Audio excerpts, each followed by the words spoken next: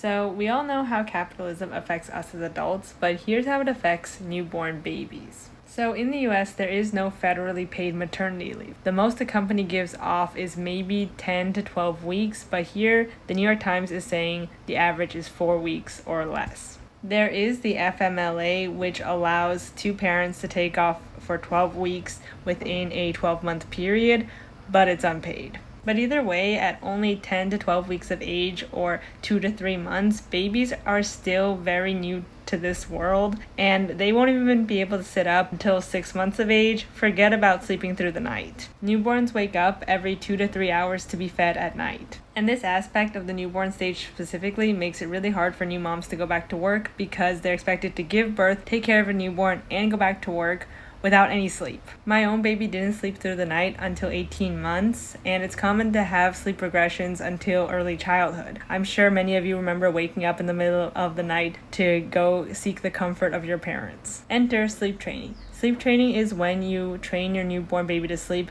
usually before 6 months before they learn object permanence, to soothe themselves to sleep.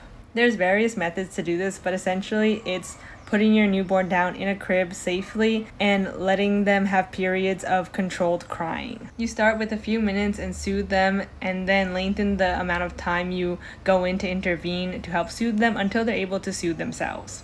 And some babies do really well with this. Other babies do well in the beginning, but then regress and need their parents again to be soothed to sleep, and others just won't have any of it. But it is a hack that many parents in the US use to get some extra sleep and to help them wake up for work the next day. In parenting communities online, this is seen as controversial because in other parts of the world they have federally paid maternity leave, and it's just not the norm to let a newborn cry it out, so to speak, even if it's under controlled circumstances. In other places, instead of sleep training, it is common for families to co-sleep or have family beds or rock to sleep, whether it's in your arms or in a hammock. The hammock thing is also controversial, as most parenting things are. But essentially, parents in other parts of the world don't have to worry about training their newborns to sleep because they have federally paid maternity leave. So sleep training is tied to capitalism, and I think it's also tied to American identity. Sleep training as an American institution has arisen not only due to